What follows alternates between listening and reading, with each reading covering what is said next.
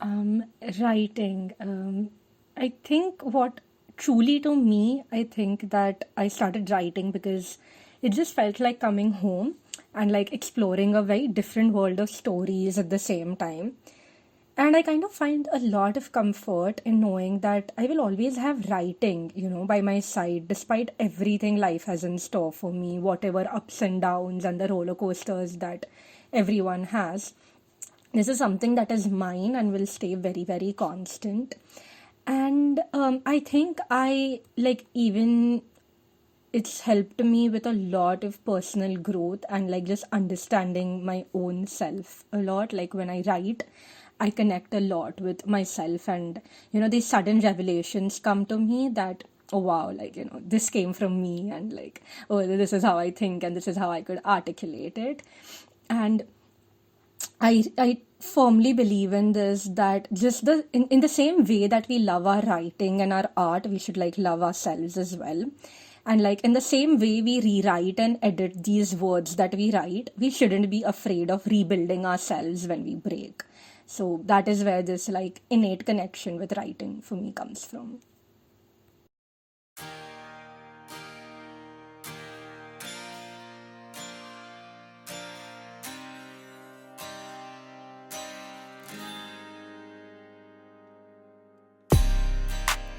Hey everyone, welcome to the Closet Writer Chronicles. I'm your host Sangeeta, aka the Moody Marshmallow. You just heard our guest for today, Yashika Doshi. Yashika is a writer and economist. She recently finished her MSc Economics degree from the University of Nottingham and works as an associate with Artha Global. She is also a freelance writer with the Remnant Archive and runs a podcast called Confessions from a Poet's Heart. Tune in to hear about her journey with writing and economics. Hey everyone, welcome back to the Closet Writer Chronicles. This week I have with me Yashika Doshi, who also goes by In the Name of Writing on Instagram. So, welcome to the show, Yashika. It's really good to have you here. Thank you. Thank you for having me. So, I'm really excited to talk to you because I think you have a really interesting background just in terms of being this economic student, an economist, and also being a poet, which I think is extremely fascinating. So, to just kind of kick off, what is your earliest memory of, writing or just being creative? Writing, I don't have any other creatives, trust me. Drawing, painting, dancing, not a muscle in my bone that can do any of the other creatives. Writing, I think my earliest memory has been in right back in school, I think. And I remember vaguely there was this poetry competition. I didn't win it. Disclaimer, I didn't win it. And there was this poetry competition, and we were given some themes to write, and I picked one out of like three or four. Everyone in the class had to do it, and if you do that you can get out of a lecture. So I Oh, was like, okay. oh, let's go and participate. So you can just bunk a class. I did that, everyone did that, and I didn't win it. But I think that is when I realized there's this weird connection I have with words. I can express myself via it, like something that I can't do when I'm talking or when I'm even trying to think straight. So the articulation is something I really connected with. And yeah, I used to write a lot in school, actually, in diaries. I was this typical person who, had diaries, maintained diaries, had all of that things. They are not there anymore. They are thrown away. And yeah, it was a weird journey because no one in the family has this flair except for my mom. So she loves writing. I mean, she has this. I'm a Gujarati, so she has this hold over the language, and she used to read a lot, write, still writes in Gujarati. Has this power over words, and I think the gene came from there. But I think the exploration was completely on me. So yeah, that earliest memory. Wow, no, that's pretty cool, honestly. And I think just to kind of be able to, I think, share that with a parent is also really cool. I mean, the fact that she can read and obviously she writes in a regional language. And I think regional language content is picking up so much today, which is It is. incredible. It is. I think a lot of attribution is supposed to be, supposed to be given to the pandemic as well. I think like people just figured that we have so much time. Why not invest it in doing things that we liked doing, but we never found the time for? That's true. So something that I can also say about myself is it was a horrible period, the pandemic, for everyone. It was scary, it was uncertain, it was very, very, like, stability wise, it was very bad. Mental health, physical, of course. I discovered spoken word in the middle of the pandemic, in the very beginning, in fact. And spoken word has given me kind of an extra layer of wings, so Hmm. that hold over the language in a different format. So writing to he writing is there, different, like, different styles, genres of writing for Instagram, writing short fiction, publishing. Spoken word was there, and I think that the regional thing that you're talking about comes a lot from, like, just having the time to explore. So Of course. Yeah, for sure. And spoken words really, I mean, of course, globally it's been a phenomenon, but I think even in India, especially in the past couple of years, it's really starting to kind of pick up, and it's really got its own niche, so to speak, which I personally love. I watch a lot of those videos. But yeah, having said that, like you said, during the pandemic, people just found time to do a lot of things that they would have loved doing otherwise. But in your case, you started your Instagram page way back in 2016, I think 25th December 2016. I have you done my research. i wow, okay. I have done my research. So what prompted you to start your Instagram page, and what is that journey been like for you? So 25th December, I know for the world it is, of course, Christmas, and I'm a believer. Like, I am a believer in all things magical. Let me just say it and be clean with it. I believe on wishes, on, falling stars and eyelashes, and I do all of that. And, the 11/11 wish, I do that. Like, 25th December also comes, it also happens to be my grandmom's, my maternal grandmom's birthday. And I just remember, seeing all, I don't know, like, not a lot of people have been a part of this evolution, but they have witnessed it, I think. How Instagram lost its original use of just Hmm. being about photos. They started using like a lot of verbos and a lot Right. of like written content for pictures, captions, and everything. And I noticed that, like, it was just like a few years that I joined Instagram, and I used to write, but I never shared it with anyone. Like, okay, like, tiny tiny bits here and there, like, I'll say to someone, or I'll show it to a close friend, or like to my parents or something, my cousins. And I don't know, I actually don't know, it just, I happened to be on Instagram, and I was with my grandmom. I was with my nani, and it was her birthday. I remember celebrating that. I remember cutting the cake, and in the evening, I just found myself on Instagram, and I did have a private page. But now we do that pros and cons. Oh, business account kholna chahiye ki private page pe only you should, At that time, I didn't think of anything. I just opened a new page, and I didn't even know that, oh, I have to think of a name. I was there, I was fidgeting with my phone, and I was like, oh, Ari, I don't have a name. What do I do? And I'm like writing something, poetry, something. And it just came to me. And In the Name of Writing was born on that day. And it's been a journey. It's been a huge journey since then. But Yeah, but no, like since 2016 to, like, say today 2022, I would imagine you've really seen the platform evolve over the years, right? Even just in terms of how people engage with content, and even the kind of stuff like you're putting out. So in that sense, what is your take on social media for writers and creators, because the platforms are evolving so rapidly? And do you worry about retaining, your base of followers, because you do have, I think you have more than what, 10,000, close to 11,000 followers right yes, now yeah, almost on 11. Yeah, it's dropped. yeah. Let me be honest, it's dropped.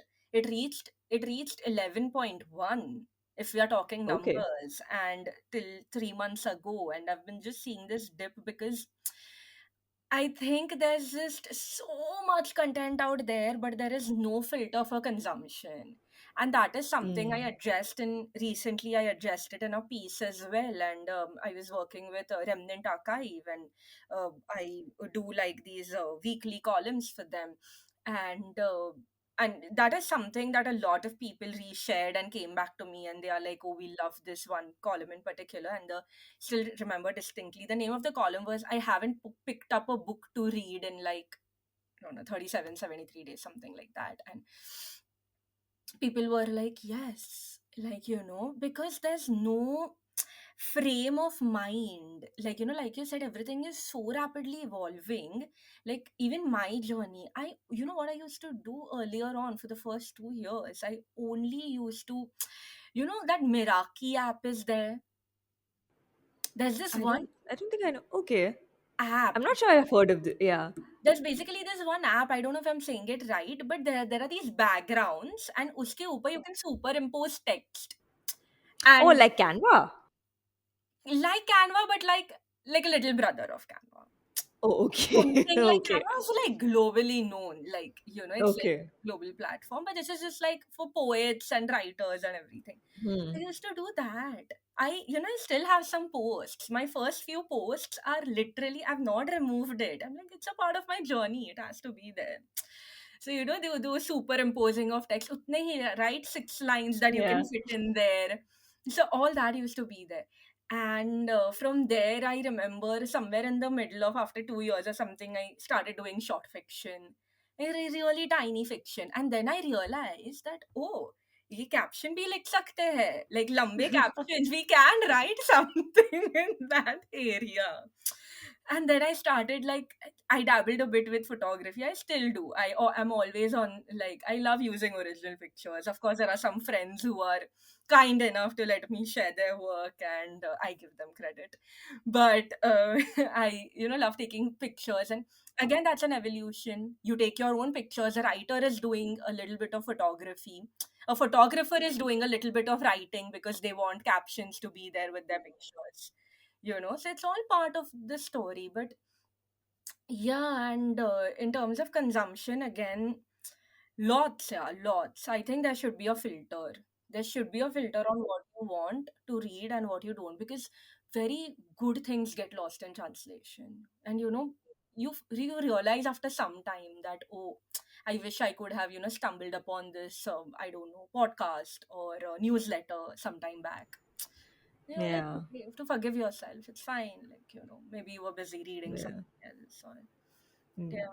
So you're never like worried about like, because you said since you did face a dip, that never bothers you that, oh, like the followers are following or like up, kind of dipping No, or yeah. whatever. I think I was very happy when I saw 10K. I remember my mom texted me that day. She was like, soon your page, no, it reached 10K. Like, we said we'll celebrate. I'm like, yeah, mom, I'm in UK. But she's like, I'm so happy. Like, yes. But of course, like these tiny goals, I think they make you work. You should have these tiny anchors like 10K. And validation is real.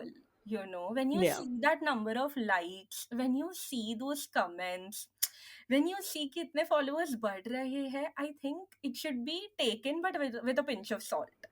Of But it course, should yeah. be taken. External validation is very much real and very much human. Let's just accept it. Like, it's fair, it's okay. But in terms of whether it bothers me or not, I don't think so. Because I think more than others, I am selfish that way. I use that platform for myself more Hmm. than worrying about, oh, whether it is aligning with my readers' thoughts and anticipations as well as expectations. I think I'm a little selfish with my work. I write if I want to, I don't. I'm like, and but I'm very, very grateful for whoever has stuck around. And I recognize those handles for whoever's listening to this. I know your handles, and thank you for just sticking around. It's beautiful to see. I get happy when I see them, like, like my post. I'm like, I thoda waiting. I'm like, oh, इसने like किया कि नहीं? But But No, yeah, but that's so sweet. That no, but that's honestly like that's so amazing that you've managed to kind of, build that community also in a sense, right, with your writing, which is great, which is always a lovely thing. And especially, of course, like someone who must have been following you since 2016 to now, it's a big deal that someone stuck on for that long with your content. It's not an easy thing to do because obviously like tastes are also changing so rapidly. You really don't know who's going to stick with you as well as you grow and evolve and your writing changes. exactly. So And वो दिखता है, because they yeah. comment. They comment also. They are like, oh, we especially liked this genre, or we especially liked this Hmm. format, because I've been dabbling insanely with formats. And I think that is the best part about, like, being your own boss. I don't answer to anyone, yeah. That page was my baby. And I know humanly possible nahi hai. I have created this baby for myself and by myself. Very protective also, when I get like, I don't think I've gotten any like hate comments or anything, because I think I'm a very diplomatic person in that sense, and I don't put forth views a lot. I put forth musings, in a way, thoughts. Hmm.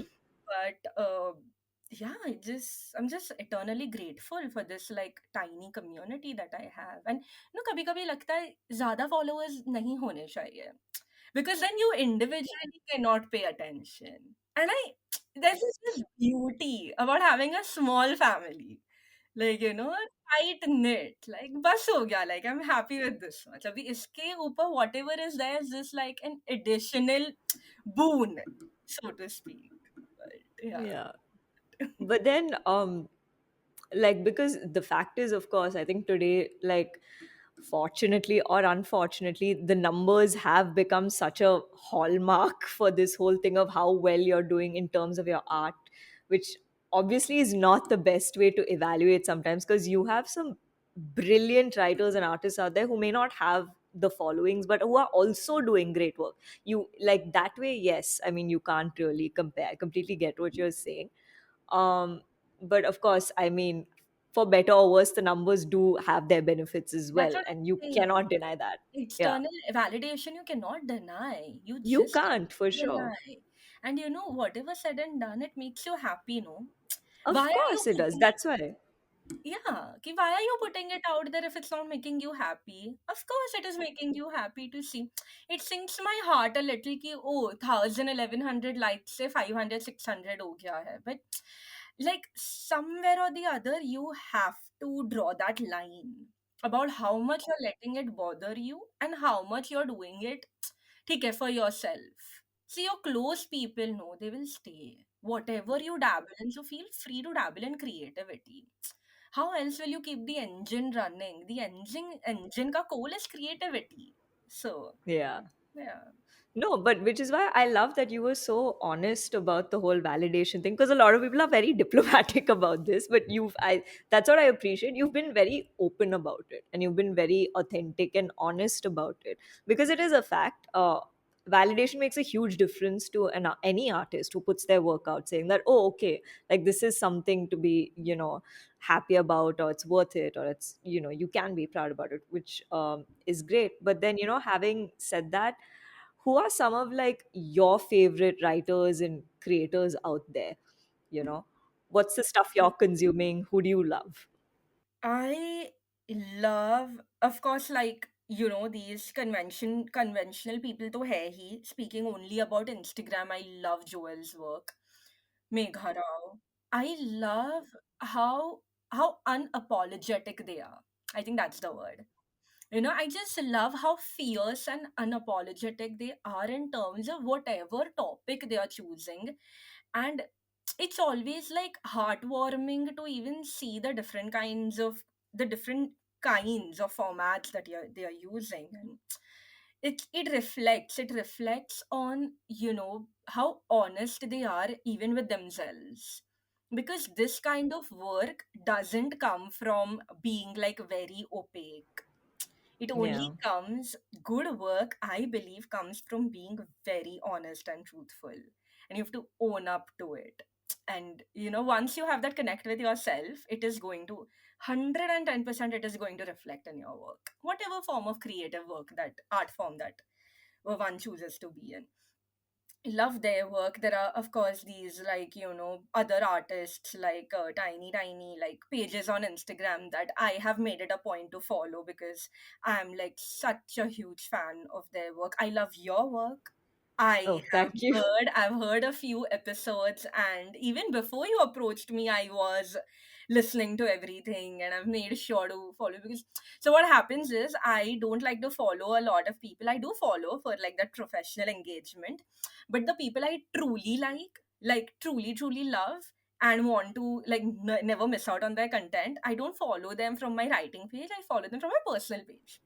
Oh, okay. Writing page से I don't see इतने लोग हैं ना, it's professional engagement या, but वो personal connect के लिए, सो like I their work I'll follow from my personal page. I'm like, I don't want to miss out on anything, so I'll wait for their posts and I'll read everything, I'll bookmark everything. But and in terms of course, like acclaimed writers, I've been reading a lot of Emily Henry's work right now. I Okay. yeah, I love how easy it is, and it comes with this very nuanced perspective, I believe. But I still think that it is easy on the eyes, and I have become a fan of that recently. I do not like it when things are lost in translation. I do not like it. If you want to say something, please do not put it in a metaphor. That is what Yeah. I believe. And I know, being a poet, I shouldn't be saying these things. But anyway, I write metaphors too. So anyway, of course, like OGs are there. Yeah, Khalid Hosseini is there. Chitra Banerjee is there. Uh, the who's the author? Oh gosh, the one who wrote Shantaram. Oh, yeah, yeah, yeah. Gregory, Gregory, I, Roberts, David Roberts. Roberts. Yes, I think it's Gregory Roberts. Yeah. I don't Gregory even, Roberts. but Yes. I have read Shantaram. Yes, so of course, like his work is there. Sydney Sheldon here. My very first author, very first person I read was this one, the one who wrote Famous Five, Enid Blyton. And in blind. Oh, yeah. First, Controversial now as a writer, but as a yes, writer, lovely writing. work, yeah, मतलब work मान Yeah. लिया. Like Yeah. amazing, The beautiful work writing. was, yeah. And in blighted. Absolutely, I think brightened up my childhood is what I would say. Yeah. True. Even Roald Dahl, for me at least, but yeah. Yeah, for me, that equivalent was this one's work, Sudha Murthy. Oh, nice. Okay. Love her. The simplicity. My God. And not, I mean, I know this is something that not a lot of people would agree on. People really love her short stories more than, but her novellas. Yeah, Mahashweta. Gently Falls the Bakula. My God, such beautiful writing. Amazing work, amazing work. Like, of course, the short story collections are also very, of course, they are real life stories, so that, touches there, the human touch. But these two are like, I think I still have copies somewhere. I hope so. But, and Ruskin Bond, of Yeah, course. Three. of course. Classic. No, but that's amazing. And the reason why I always kind of ask this question to people is because you really get to know, right? Like what your influences in a way, because it does reflect somewhere in your art or writing.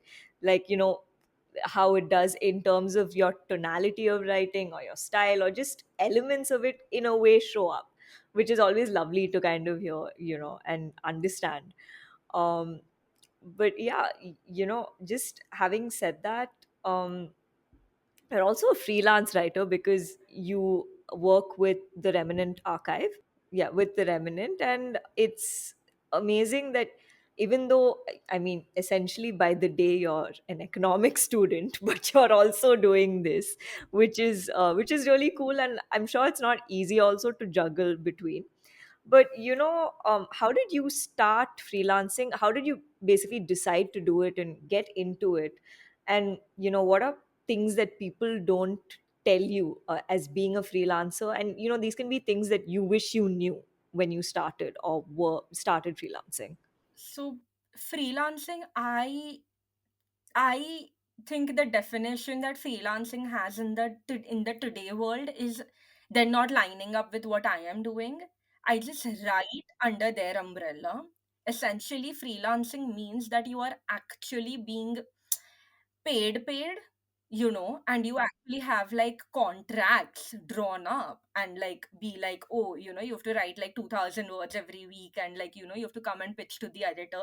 Because the editors I work with there are amazing. Big shout out to them. Really wonderful people, and the place is so open to ideas, and they have such an amazing way of kind of channeling that spirit in you. So like really comfortable people to work with, and I've done like a lot of my best work with them, and especially in terms of short fiction, because of course it's a magazine. I don't do poetry for them, it's just short fiction, and opened up a lot of arenas for me in that sense for short fiction. And so yeah, I think freelancing, it's the definition is very free verse. Heck yeah, like someone make a guidebook, and like matlab, not just any guidebook with that the notes, the notes were there with highlighted, this is important, like this you should remember. As someone should make a guidebook and just be like, and in terms of things that I wish I knew, I didn't. I stumbled upon it. I did not enter this world consciously, if that is the word. There was a talk, there was a discussion, and I just was like, lovely, I'd like to do it. They're like, okay, fine. Ho gaya wo. It was set in stone there and there. I, so a lot of the work that I have done is not something that I have gone out to seek. It has something that has fallen in my lap, opportunity wise. Be it spoken word, be it freelancing, be it my podcast, which is right now like shut for a tiny bit because I'm working on my dissertation. But it's fallen into my lap. So now sometimes I think that I don't enter into this area with full expertise knowledge. I think I learn. With each stride, I learn. And then, of course, I started freelancing. I did two freelance articles currently. I worked with two beautiful pages on Instagram, and they have like their own blogs and everything. And of course, those were commissioned pieces, commissioned paid pieces. So I think that whoever's entering this world, they should know what they want. First step is know what you want.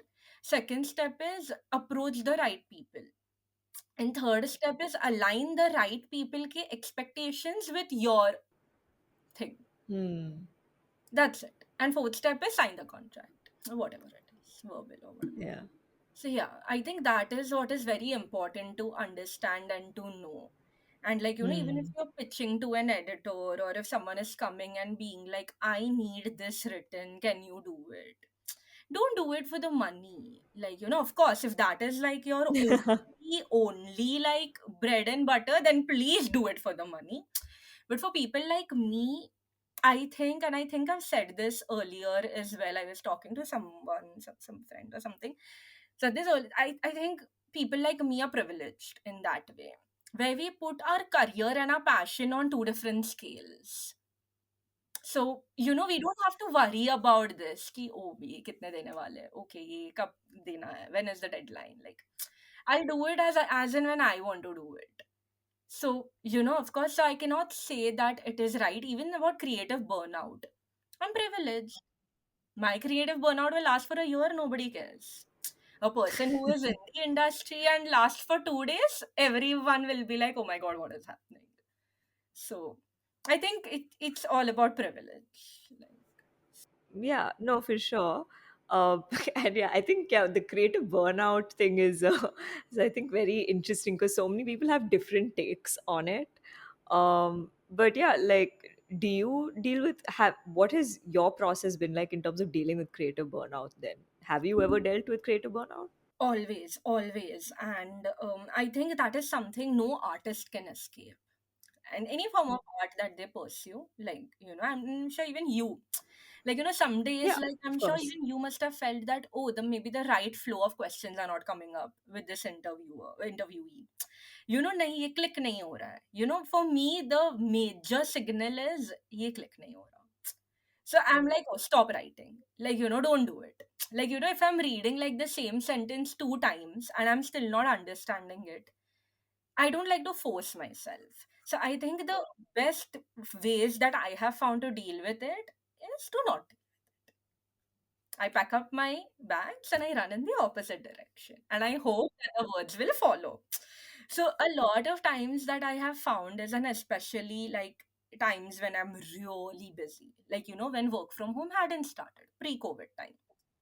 I was working full time. If you're working 8-9 hours a day, कहाँ time मिलता है? And even if you do end up writing something, it's not in that frame of mind of inspiration and something. It's more like an outburst. You're feeling something and you just want to put it on paper. So that.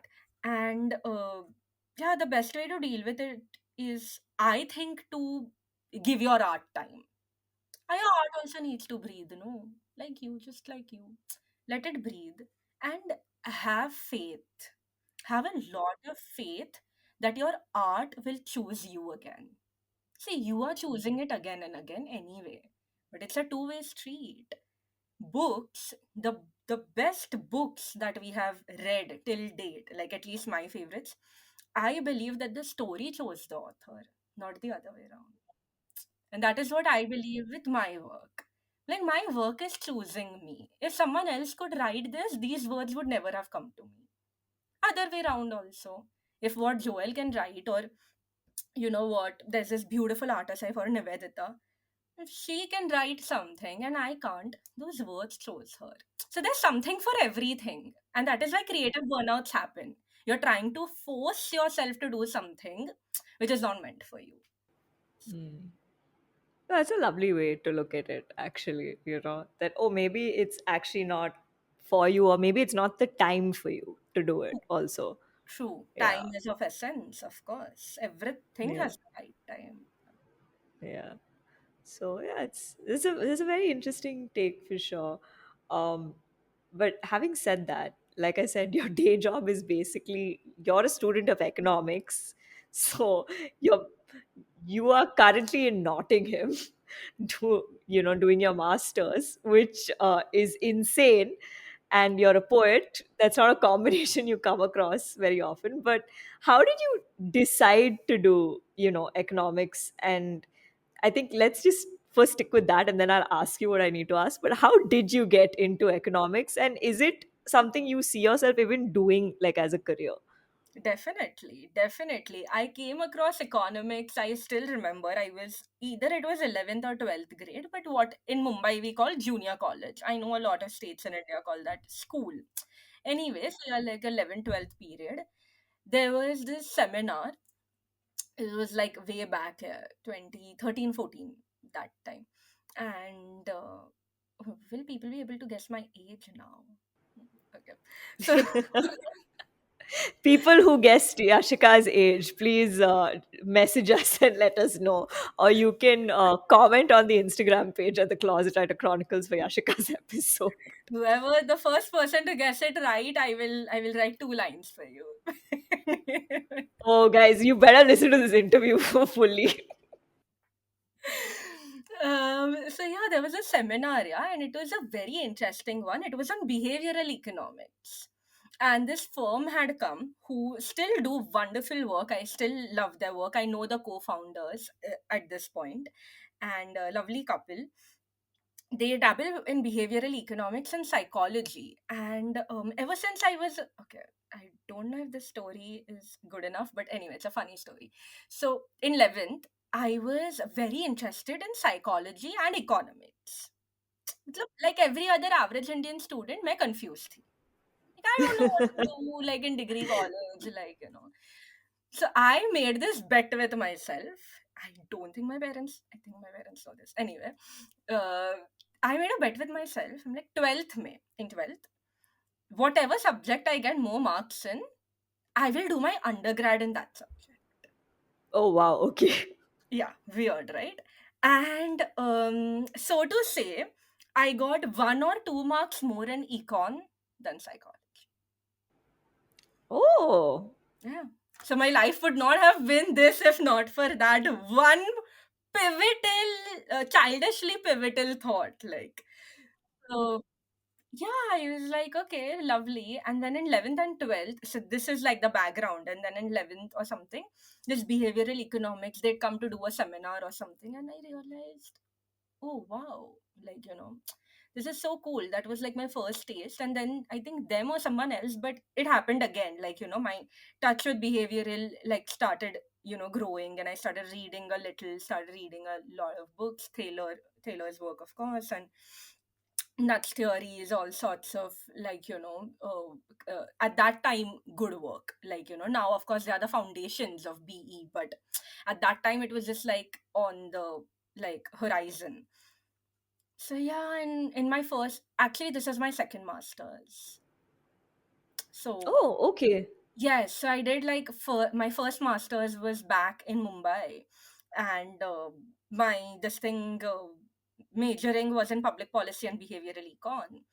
So that is where it all came from, and I realized that, oh, ये choice तो करनी नहीं पड़ी. Behavioral economics gives me economics and psychology. So that is where economics came from. So right now also I dabble a lot, of course, in, like, pure empirical work, but like a core interest remains in behavioral economics and gender studies. So, Hmm. That's interesting. So then, would you see yourself, and this is where I was going with this, is would you see yourself kind of merging creative writing and economics, especially considering you have a lot of interesting work coming out right now? I mean, of course, you've had, the Free Economic series, but the most recent one being Shrayana Bhattacharya's Desperately Seeking Shahrukh, which has just been off the charts, and it's a what really good is book. that book about? What So, I oh, so I don't know. I've only read the titles everywhere, but what is that book about? Okay, so for those who don't know, Desperately Seeking Shahrukh is this really cool book by Shrayana Bhattacharya, who has basically spoken about economic policies and how they've affected women through the decades in India. And she has interviewed different classes of women uh, through using Shah Rukh Khan, basically. So she used to go interview these women with Shah Rukh Khan as a conversation starter, and these women would just open up about different aspects. And she's basically, and then she would ask her research questions, and that's how she kind of made this book, which is a very fascinating read. So I definitely recommend it. It's not a chick lit as they call it. It's got like real factual information, and it's just been done very differently, honestly speaking. Yeah, because this is, like, I think, then judging by this, it's not one of those books where you can judge it by its cover. You You know? really can't. Yeah, You really I can't. didn't know. Yes, I'd read of it, but I never read about it. So I was like, okay, like, I put it on my, like, wish list. All Hmm. writers and anyways, like, book lovers have this, like, endless TBR, like, from here to Mars. तो मेरा तो पता नहीं यहाँ से Pluto तक है. But anyway, I put it there and I forgot about it. Lovely you brought it up. I think I should. Yeah, you should. So you could take some inspiration. Who knows what you could end up writing out. But do you see yourself ever combining, writing and economics and kind of actually putting something out? No, I don't know whether in terms of putting it out, like you said, like, she is done. Like, this is, to me, it seems like this is a person who's been in research for decades and has that amazing hold on the subject. I would say that I'm still on the path, the destination where No, she's of already. course. So I mean in the future maybe do you Yes, see yes, yourself like definitely. years down the line? Um, right now, if we are comparing, like, writing and economics, I use some aspects of both these subjects to strengthen the other. So, say for example, like, creative writing, like, my hold on the language, and because I'm, like, more into research, I'm not into empirics a lot. Of course, it's a part of research, but not that much. I like I like to, like, fine tune my writing, my economics writing, like, because of this hold that I have over here. Same the other way around. Economics gave me a sense of structure. So that reflects in my writing now. Okay, interesting. That is how it is playing out right now. In the future, maybe not. I don't know. Like, I don't think anything related to economics will come out very soon. But of course, yeah, the dream is there of like seeing yourself out there with a book and your name. So that dream is still there. But I don't know So, what I'm going to. so publishers, if you're This is publishers, if you're not an looking for a new announcement of any writer, kind. No, no, no. This is not an announcement. But yes, publishers, please email me. yeah, if you're looking, we have someone with a 10.9K following, so your and marketing is taken care of. Please commission. Yes, and a loyal loyal fan base. So yeah, but yeah, I see myself there. Something like Rupi's work or something like Atticus's work, maybe a book of poetry, or maybe like, you know, I don't know actually. I don't know whether it should be like a a book of poetry, different works, or just like a novel title. But let's see. Time, like we said.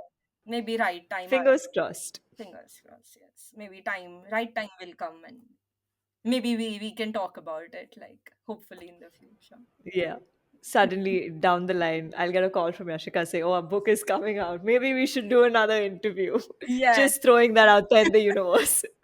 Oh, remember we asked those people to call? No, they called. This is happening. That would be amazing. I'm like, this podcast is doing wonders. But it's so crazy. And this is like a fun story and completely, well, not irrelevant, but it's a cool story. So, one of my season one guests actually got in touch with me recently, and she was telling me how a client found her through my podcast, and she got a really good like deal out of it for her startup through that, which I was very like happy about. And I'm like, this is what I'm aiming to do, to hopefully try and create a platform for people to just put themselves out there and be found by whoever can find them. Yeah, I So think yeah, it's some kind of noble work as well. Just like helping people, like literally one episode at a time. So yeah, I think thank it's you, Ashika. So yes, publishers, if you're listening, this is the writer to pick up right now. writer has But no no. ideas, but writer's open to work. But no, since you brought up like, Rupi Kaur and Atticus, I really want to ask this. And because obviously you've been a part of social media for a while now, so you've really seen that evolution. What is, your take on the whole social media poetry culture that's been happening, especially today? Because there's so much of, I don't like, unfortunately, there is a lot of backlash also. I understand some of the backlash, but at the same time, because it is also a space for people to freely put out their work and really give themselves a chance and give their work a chance. In fact, even on season 1, I had people who had differing views on this. There was someone who was fully like like got their due through social media with their poetry, and doing very well, is a good writer. And of course there's someone else who's like, it's social media poets aren't as technical as some other writers, and hence people get really like not frustrated. But I think it's not about the fact that these people are getting more followings, but I think there's frustration about the fact that their understanding is just limited to that, and no one wants to dig deeper into depth. So generally speaking, what is your take on social media poetry? Like, how do you look at it? What is um, your this thing? I think that it is just a niche of sorts. There's lots and lots and lots of forms of poetry, and see, you cannot compare, I don't know, Byron's work to Shakespeare's. You can't. Just For like sure. that, you cannot compare one account to the other. It's as simple as that. And if this is a niche that people and Instagram has provided, like, that kind of platform that you can build yourself on it, why will people not take that opportunity? And they very well should. All I'm asking is this one culture that I completely agree with like writing for Instagram on Instagram. I know a lot of people are doing like newsletters these days. You know, even I got the offer to do one and like actually create a model, like a paid, subscriber model. And I'm like, I couldn't find myself in that idea. Because like, why am I restricting? Why? How do I put this? On Instagram, on like an open platform, people are finding me, right? Hmm. Your work is attracting it's like your vibe attracts your tribe. So True. work is attracting your readers. These newsletters, of course, I love the idea. I follow phenomenal newsletters. I can't even tell you how much solace they give me when I read them. But again, yeah, filter nahi hai. There are so many things out there. Everyone wants to, pehle it was that anthology craze. Everyone wants to get published in an anthology. Then it is this newsletter. Then it is spoken word. I'm like, कोई मतलब give me a way to know एक disclaimer के साथ people should come in your life. Like, one like a 30-second introduction. Like, you play that on like a tablet or something, and then you choose, okay, like I want to see their work or not. Like, so that I think is the issue with like kind of bombarding Instagram dumping, like you said, like the culture of writing on Instagram. But to each their due, of course. I completely agree that everyone is, if not, I'm glad that I've not come across anyone who's abusing the platform or misusing it. Or at least, of course, people are out there and I've not come across them, which I'm very glad about. But yeah, I think everyone has to take this with a pinch of salt. You end up following 100 people, say 100 mix of writers and creators and everything.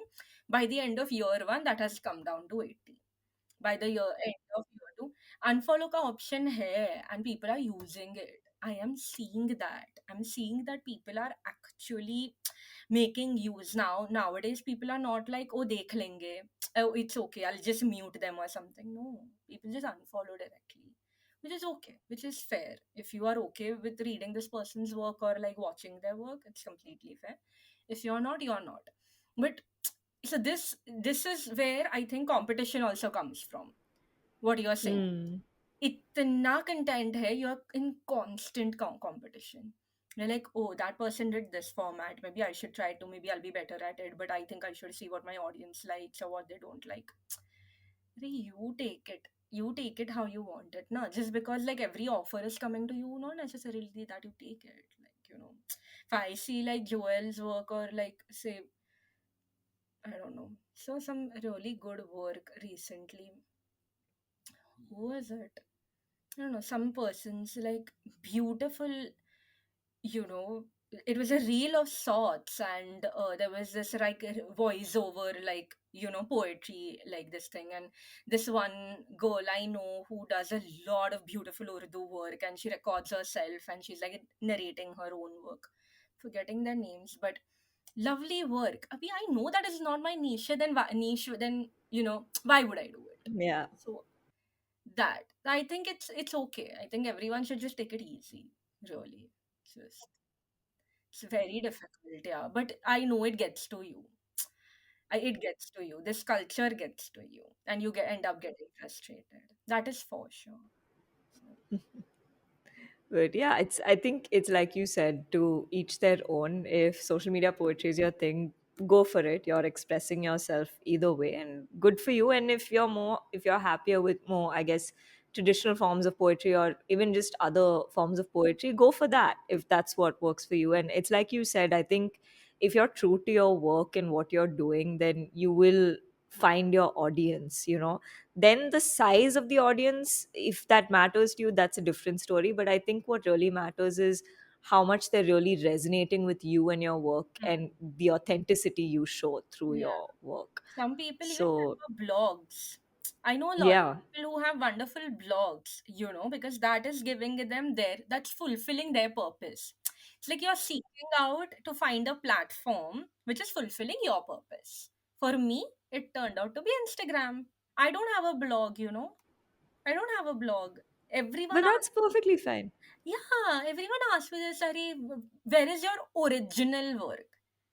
I'm like, it's right here on Instagram. Oh, no, no, no. We meant your original work. And right here on Instagram. This is all that I have. This is my entire book right here. Like, whatever start to end, yahi hai. But blogs hai. Then, of course, newsletters to hai hi. Yeah, the WordPress. How that is a blog. Yeah. Yeah, I love how everything you have mentioned, I'm like, shit, dude, I've done everything. Yashika's like, I'm just like, what Just is the next thing gaslighting she's going everything. I'm just like WordPress, spoken word, newsletter, podcast. I'm like, what is anthology? I'm like, what is left that I have not done that she has not like torn to pieces? No, no, no. I'm sorry about that. But like I said, see, you have to find a way to fulfill your purpose. And these platforms gave you that. And what are you saying? I have published in an anthology. Yeah. What are you? I've also done it. Yeah, अभी तो मैं बोल रही हूँ. I've done everything. I have I have two pieces in anthologies. I was victim to that culture, yeah. See, WordPress and all, I know these are like very authentic things. I'm not saying anthologies are not, but मुझे बहुत late समझा that, oh, okay, maybe this is not the right way to publish. And these young people nowadays, like, I don't know, it's weird. Like, everyone is in a race to publish. Like, the sanctity is not that. No, the sanctity is polishing your work. And even about the technicals you said, I don't put myself in the technical know-how person. I don't know. I still don't know the technicals. Yeah, I think all of this is like a calling. Bas. Yeah. Let's put Yeah. it that way. Like, it's not Yeah. something So you I have think, to yeah, admit it's to. it it's to each their own for sure. And I mean, everyone is, I think, free to just follow their path, whatever that might be. It could be a combination of things, it could be one thing. It's to each their own. And more power to everyone who's really just trying to, create work and put themselves out there, really. Absolutely. Um Absolutely. The newsletter idea also have been playing it with it in my head. But I'm like, yeah, commitment hai yaar. it is. I know because I tried and I Yeah, had to go on a really I was long just about to hiatus. ask you, how are your experiences with maintaining a podcast, a blog, and a newsletter? How are you doing this? Oh my god. I think my blog was always meant to be a very sporadic thing. So that is really as and when I post, and somehow it still retained an audience, which I am very surprised about. So I'm very grateful to whoever still Amazing, stayed. huh? Congratulations on that. Thank you. So I'm like, I'll still get emails sometimes that, this person has subscribed, this person has subscribed. And I'm like, oh, this is still getting an audience, even though like I post like once in a blue moon. So like I'm very, grateful for that for sure. With my newsletter, I mean, I started in 2021. I made it a monthly newsletter, but in between, I think I was just going through a lot, and somehow I wasn't able to stay consistent after like 6, 7 months or so. So I am, hopefully by the time this podcast episode comes out, it'll be revived. I'm hoping, fingers crossed, because it's crazy. Because I have people who message me and ask me like, when is the next newsletter issue coming out and stuff. So the fact that people have actually taken the time out to read my work and are actually, resonating and liking the stuff I put out, I feel like to some degree you even owe it to them, right?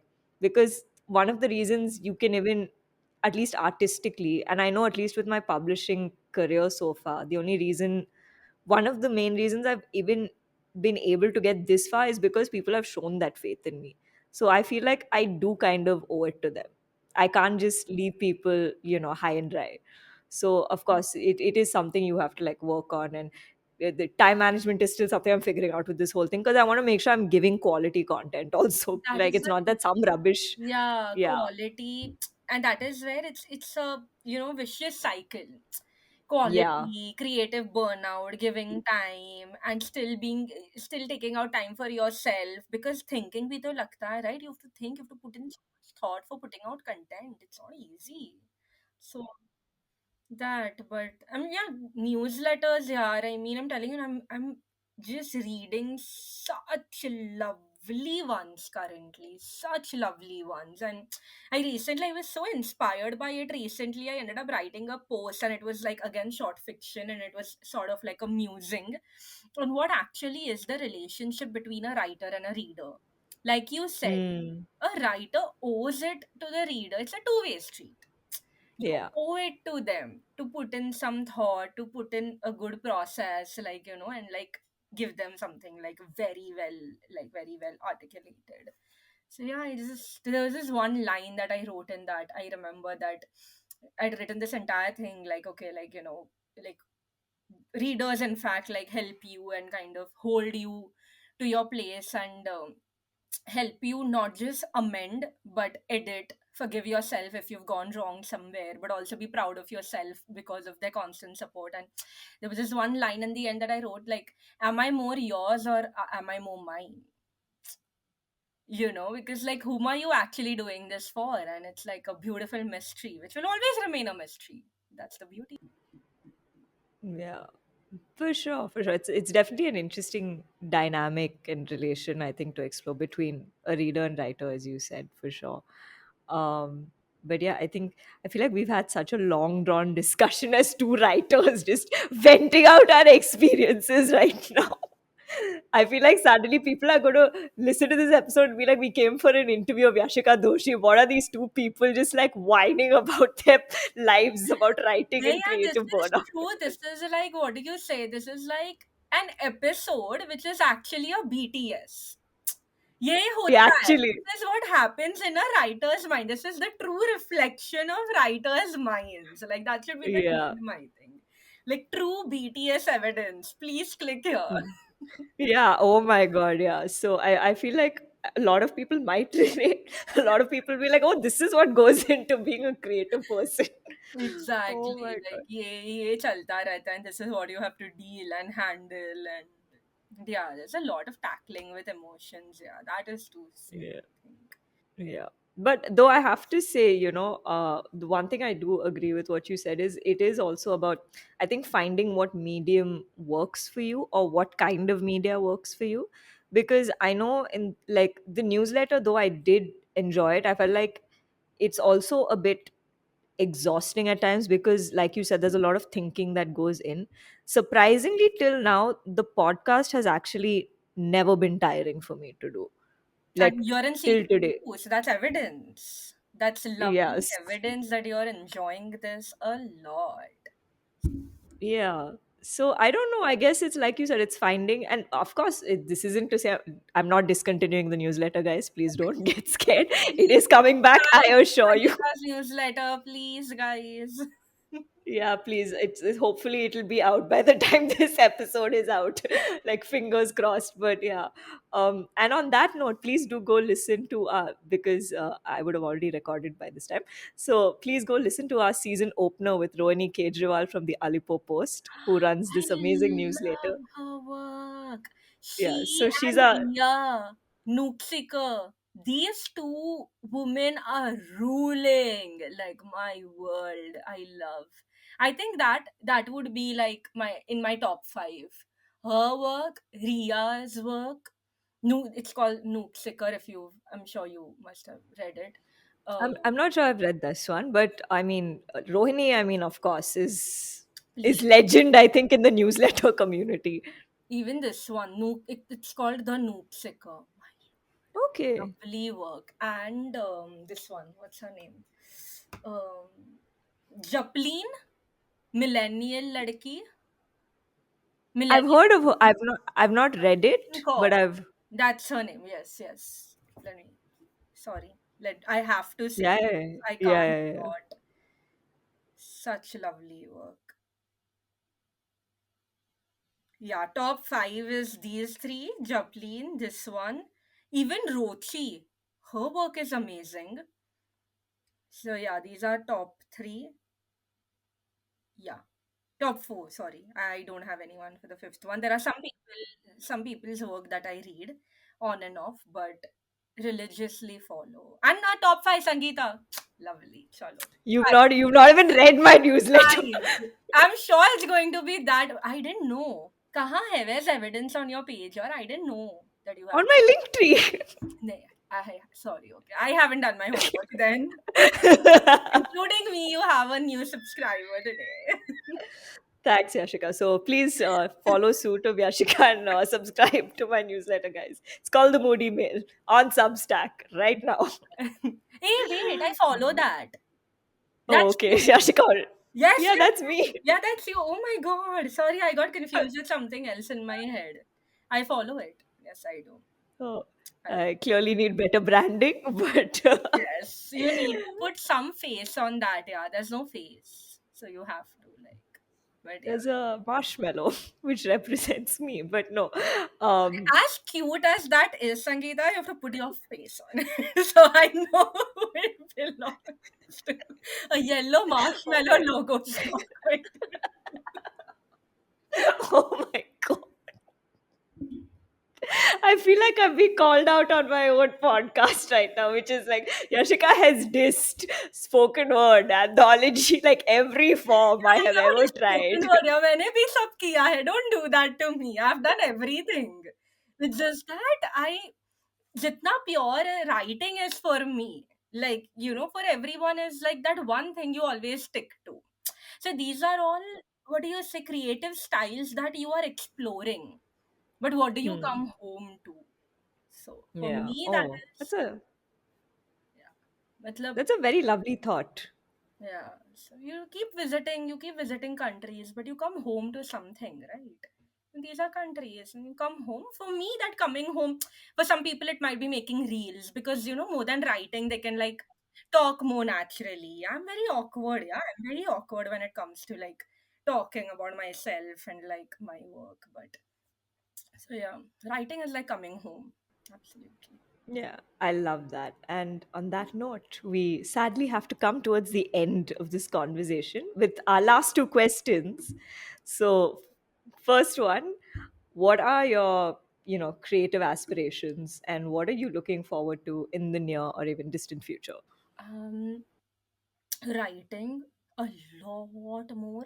I think I've not even fulfilled, say, 5% of what this gift has been given to me, bestowed to me. And I think in whatever piece I write and in whatever I do, I just want it to be very, very true to me, and at the same time like be relatable. I do not want to fall into those false traps of, oh, like early publishing or mistimed, just something that won't work for me, rush. Basically, I just want to take my time and I dabble in a lot of different forms which I haven't even found yet. But this journey that I've been on has found like its own forms for me. So it called out to me and I did it. So as this thing is that, as simple as that. So yeah, that, and of course write a book. I don't know how to say it. Like write a book or publish a book, or firstly have an idea. Yes, I think that is in the distant future. Have an idea. Yeah. I think I'm more like an editor than a writer. Yeah. I don't know. It's very weird. People have like this writer streak which becomes into editing. I am more from like upar se niche, so I've been into editing and then like into writing. Yeah, those are aspirations. I'll think about a newsletter. Not very sure about it. I don't know how much of my, what do you say, life I'm ready to share yet. What pieces of my life, because you write one, and I'm sure you know about this, that it's very personal, it's very intimate. Yeah. You share your lives, like your day, your about your work and about like your very personal thoughts. I'm not sure how ready I am to do that. Let's see. That's amazing. Yeah, no, you should definitely record it. And like I said, publishers, if you're listening, you just need to give her an idea. I mean, like I said, sales marketing is taken care of. You just need her to write and publish the book, like Sapna literally. de do, the engine is running, put the coal. Yeah, exactly, might as well. But yeah, last question, and I know like our conversations kind of been sprinkled with a lot of like life learnings and advice, but what is, one piece of advice or just learning, you would like to share with people? It can be creative, professional, or even something personally you've experienced and learned and just wish people were more aware about. Um, I think this is something that I have been learning, and I've gone through like a lot to even come to this, stumble upon this learning. Like you say, that life teaches you some things at the right time, like right when you needed it. And I think this is one advice that I follow. It is something I manifest on like almost a daily basis, and something like people really should be aware of is, just be kind to not just others, but very importantly, be kind to yourself. It is okay. I mean, achievements, I completely agree that all of us have this goal in mind, like, ye age tak ye karna, we want to do this. But COVID has been the biggest example that you are not controlling your own life, and that's okay. So in that process, be kind to yourselves. Now this is both in terms of professional and personal. In personal life, it's fine, there will be toxic people, there will be people who will put you up and people who will put you down. Don't have this kind of reaction filled with vengeance and anger. Instead, be kind and go with a degree of a sort of forgiveness. It is okay, you have hurt me, but I am ready to forgive you. you know Something like that. And in terms of writing, and of course, like, that personal note goes for yourself also. Like, it is okay, oh my god, I took a day off from work and people are gonna fall apart and like all of my work is gonna pile up tomorrow. It's fine. Be kind to your mental health, and it's just so important to not fall apart internally. कि वो externally be reflect हो. And in terms of writing also, this is just like I'm saying exclusively as writing as in writing as an art form, but of course it extends to all art forms. Writing is something which is very sacred, and it's okay if you are not writing up to the level of someone that you look up to, or you're not like, writing as much as I used to do last year. Even I'm not. COVID gave me a lot of time, the lockdown, so I wrote a lot. I did that one is a National Poetry Month. 2021 I did it. This year I didn't. Sorry, 2021, no, 2020 I did it. These 2 years I didn't do it. It's okay. I had to learn how to forgive myself, and I had to learn how to be kind to my writing, because that force will go on the other things, no, that mental pressure. So it's okay. Like, it's okay, I think. Live, let live, be kind. Yeah. Yes, sir. And, and on that beautiful note, we have now come to the end of this episode. Thank you so much for being here, Yashika. This was so much fun. This was also very therapeutic for me somehow, because I think it just turned out into two writers just like really like sharing and pouring their hearts out about the process and everything, which was great. So thank you so much for being here. Of course. And I think it's just such a wonderful platform to do that on. Because I know that, the people who are actually gonna listen to this are gonna know something which is very like transparent. And I love that you are able to give me and a lot of other people from season 1 and your upcoming season 2. I'm sure it goes up to like a season 50, but you're gonna give a lot of people this beautiful platform to share, to vent, to say things that maybe they never did to anyone else. I know I said some things which maybe I didn't think of before. I just thought of like right now, or something I wasn't ready to say to someone else. But like, so yeah, lovely. I think this is like one of the best afternoons I've spent like all week this week. So yeah. Oh, thank you. Thank you so much again for being here, Yashika. It was absolutely lovely to have you here. So that was my conversation with Yashika Doshi. That was such a fun, enlightening, and therapeutic recording. Closing this episode with the poem written and narrated by Yashika. I hope you enjoyed the show, and I'll see you next week with a new guest and a new chronicle to share. Talk soon!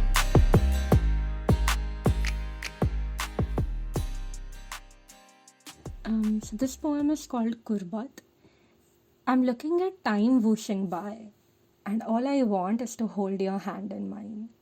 This longing feels more like a burden today and not a test of love. You see, hearts are curious things and I've never stopped asking questions.